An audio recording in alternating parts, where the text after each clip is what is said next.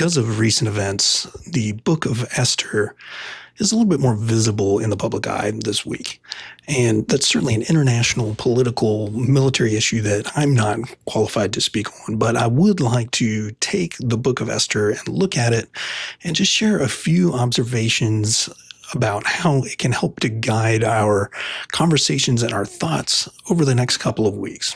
Point number one, God's action is often not instant. Esther is famous for being what we call a godless book. The name of God doesn't appear in it.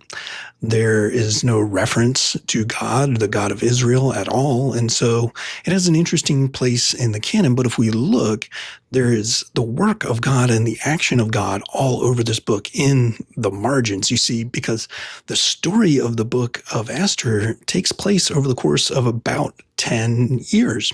It starts in the third year of the reign of Ahasuerus. It begins with a feast where he calls out his wife Vashti to present herself because of her great beauty, because he's drunk, basically.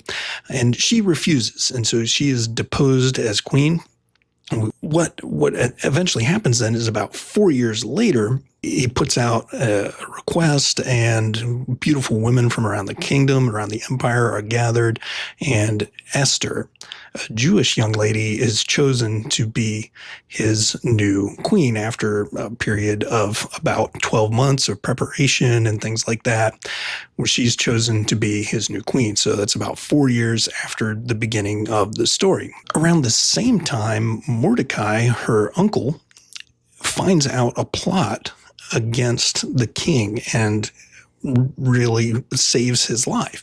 4 years after that, then we have Haman, who has come to power, and he is slighted by Mordecai. Mordecai doesn't want to bow down to him, doesn't want to offer him, the attention that Haman thinks he deserves. Haman, the ultimate extrovert, I guess. Very, very evil man. But Haman, instead of taking that out on Mordecai, what he decides to do is take it out on the entirety of Mordecai's people, Jewish people. So this is then now 4 years on. So we've started in the third year of the reign of Ahasuerus. We've gone 4 years where Esther has become queen. Now we're 4 years after that, so sort of 8 years total. And then we have 1 year that transpires where Haman is trying to figure out when is the best time to enact his plan. So a year passes, and then the beginning of the next year, Haman sends out an edict, sends out an order in the king's name that all of the Jewish people are to be killed on the 13th day of the 12th month of that year. So now we've gone another year, and we have about 3 months after that edict is sent out, then Haman himself is found out, and Haman is hung on the gallows that he has built for Mordecai. And the king elevates Mordecai to the position that Haman really wanted, with the robe and the trappings of office and the accolades and all of these things. And so we've kind of had this progression of about 10 years, and then in between that as well, the king himself sends out his own edict to counteract the edict that Haman sent out in his name, which allows then the people who were going to be killed to defend themselves and avenge themselves on that date. And thus we have the Feast of Purim. And the Feast of Purim gets its name from the word for casting lots, which is what Haman did to sort of discern the right day to enact his plan, which is interesting in and of itself, that you can kind of see even God at work in that randomness. We see that in the book of Jonah. We see that in the New Testament with the choosing of apostles and things like that, where God uses those seemingly random acts to enact his will. So beyond that, now we have this span of 10 years that has taken place that is just not fully evident in the story if you just kind of read it, and you can sort of skip over those things. But it takes time for those things to transpire. So what we really see is God working in those margins, in those, even those 4-year increments in between when these events happen. God is working, God is preparing, God is on the move, even when we see or think we see that he's not. Second, location and position don't equal security. They bring opportunity. So when this is all going down, Mordecai comes to Esther and he asks her to use her position within the court to advocate for the people that are going to be destroyed. And what he says to her is very interesting. He says, don't think that because you're in the palace that you will be safe. You are in the palace, you are just as much at risk. Her position didn't protect her, but it provided her with an opportunity to advocate on behalf of those who were not able to do so for themselves. We have a similar choice in that we have position, we have giftings, we have talents, we have resources, and we can choose to use them or not. And the interesting thing, and Mordecai mentions this, is that if we choose the not path, there's someone waiting in the wings to do it instead of us. And that's both a really concerning thing, that we could lose our opportunity to act on God's behalf. And it's also comforting in that knowing that the will of God happening is not dependent on us, it's dependent on him. So we see God at work even in that, in his sovereignty, and being able to choose someone who is in that right position, but also knowing that whatever is going to happen, whatever he wants to happen, is going to happen, maybe just by a different means. And it's just such a privilege to be used by God. It's not his privilege to use us. Third, patterns repeat, but decisions make the difference. Okay, now this one you're going to have to go there with me. I don't know, whenever you were reading this, if you have, did it sound familiar to you? Did this whole story ring any bells? Did any alarms go off? Well, it did for me.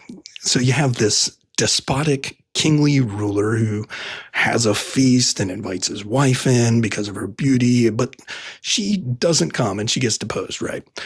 So then you have this play out again where there's another feast, and Esther, who was chosen because of her beauty, is able to have this audience with the king, and he says, I'll do anything you want. I'll give you even up to half of my kingdom. So are you tracking with me yet? Well, if not, listen to this from Mark 6:22 and 23. Herod calls his daughter to dance for him, right? You remember this story. And when she does and he's pleased, he says this. He says, whatever you ask me, I will give you up to half of my kingdom. The same words. Very interesting, right? So what's going on here? Of course, in the case of Herod and Herodias, it results in the death of John the Baptist, right? The daughter of Herodias goes back to her mother and she asks, well, what do you want? And she says, I want his head on a platter. Now, in the case of Vashti, it results in her deposing and this edict that goes out to sort of a little bit repressive, at least from our perspectives, right? But in the case of Esther, she actually acts and chooses the path of mercy and the path of advocacy. So to summarize, Vashti made no choice. Herodias made an evil choice. And Esther made a wise choice, made a peaceful choice, made a merciful choice that took others into account as she lived her life and as she had this opportunity. So these stories kind of run in parallel. God has seen this before, even at the time, I believe, of John the Baptist. And I think that maybe the author is keying us into that there's this similarity there. But these things have happened before. Patterns repeat. It's decisions that make the difference. And we too have decisions to make. We can't take these decisions lightly. In conclusion, God's action often is not instant. Location and position don't bring security or don't guarantee security. They bring opportunity. And third, patterns repeat, but decisions make the difference. The name of God might not be in the book of Esther, but God's nature is all over it. God's action is all over the book of Esther in the decisions that are made, the patterns that we see, and the actions that are taken, the positions that are given. So I found this super interesting. I hope this helps guide us as we walk forward. If you found this interesting, let me know. If you have a cool observation about the book of Esther that you've come up with, that you've seen in recent days or years before in your study, man, drop it in the comments. I want to read it. I want to interact with it. I want to hear from you. And of course, if you enjoyed this, like this video and subscribe to my channel. It helps out a lot. Have a great day.